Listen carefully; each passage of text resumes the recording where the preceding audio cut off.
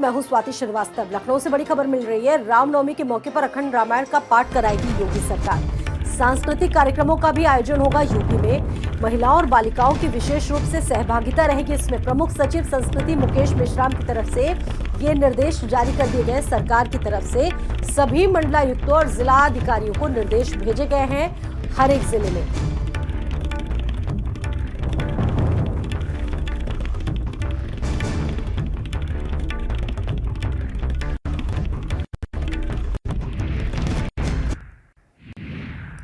22 मार्च से रामनवमी के मौके पर 75 जिलों में एक साथ रामायण पाठ का आयोजन किया जा रहा है। हमारे साथ बात करने के लिए मौजूद हैं प्रमुख सचिव मुकेश मेश्राम।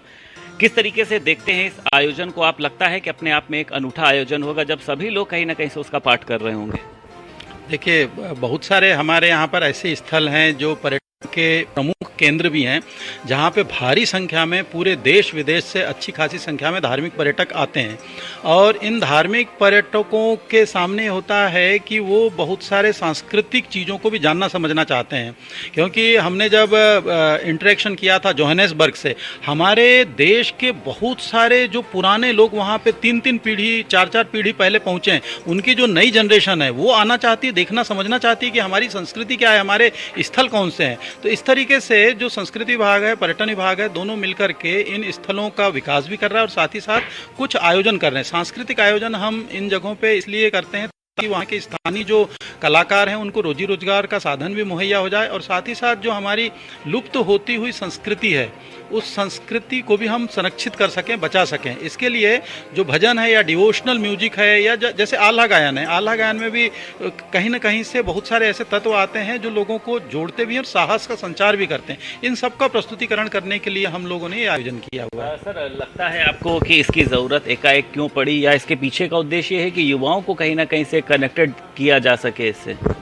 देखिए, मुख्य रूप से क्या है कि जो हमारे युवा हैं या समाज के और भी जो दूसरे लोग हैं, एक तो जो प्राचीन संस्कृति है उससे कहीं ना कहीं कटते चले जा रहे हैं और ख़ासतौर पे जो आज का डिजिटल युग है उनके सामने बहुत सारी सामग्री डिजिटल मौजूद है, तो वो कहीं ना कहीं जब उसमें घुस जाते हैं तो दिशाहीन होने की संभावनाएं बढ़ जाती है।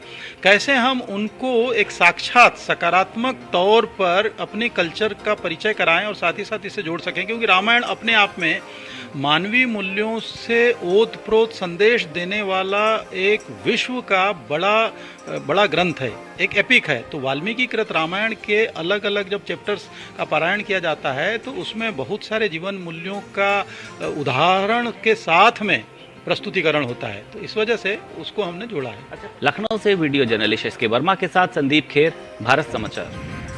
अष्टभुजा माता हो, चाहे काली खो हो और चाहे माँ विंध्यवासिनी माता का मंदिर, और भी उत्तर प्रदेश में कई शक्तिपीठ हैं और माता जी को जगत जननी माना जाता है। और जगत जननी के नाते अगर उनका स्मरण करके, उनसे प्रार्थना करके राज्य के लिए, राष्ट्र के लिए, विश्व के कल्याण के लिए प्रार्थना की जाती है, तो इसका भी स्वागत होना चाहिए। हमारा देश भारत आस्था और सभ्यता का देश है और फिर संवैधानिक दृष्टि से देखें तो हमारा संविधान धर्मनिरपेक्ष है। कोई भी व्यक्ति किसी भी धर्म की मान्यता रख सकता है, किसी धर्म को मान सकता है। और माननीय योगी जी ने जो राम नवमी के अवसर पर जो दुर्गा सप्तशती और सुंदरकांड के पाठ की बात कही है, ये बड़ी श्रेष्ठ बात है और ये आचरण की बात है। जीवन में राम का आदर्श सबके लिए अनुकरणीय है।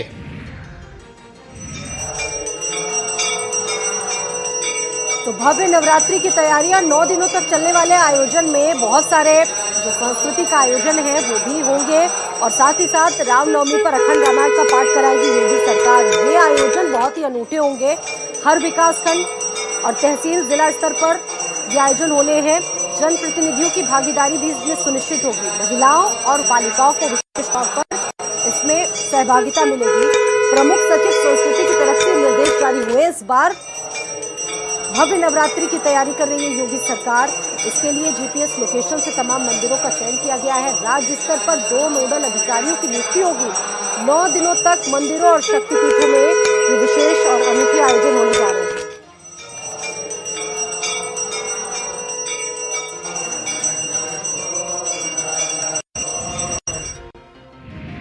और देखिए, वाराणसी में भी योगी सरकार की इस पहल से संतों में बेहद खुशी दिख रही है। नवरात्र में मंदिरों में अखंड रामायण के पाठ होंगे। जिलों के सभी मंदिरों में अखंड रामायण के पाठ होंगे। मां दुर्गा का पाठ भी करवाए जाने का फैसला लिया गया है।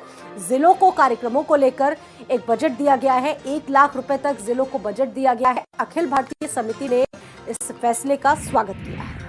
उत्तर प्रदेश के यशस्वी मुख्यमंत्री योगी आदित्यनाथ जी के द्वारा हिंदू भारतीय नववर्षारंभ अर्थात नवरात्रि के पावन पर्व पर उत्तर प्रदेश के समस्त मंदिरों में अखंड रामायण पाठ तथा दुर्गा सप्तशती का पाठ, बालिकाओं एवं महिलाओं को प्राथमिकता दिए जाने संबंधी निर्णय लेकर के जिलेवार 1-1 लाख रुपए की जो व्यवस्था की गई है, उसका अखिल भारतीय संत समिति हृदय तल से हार्दिक स्वागत करती है।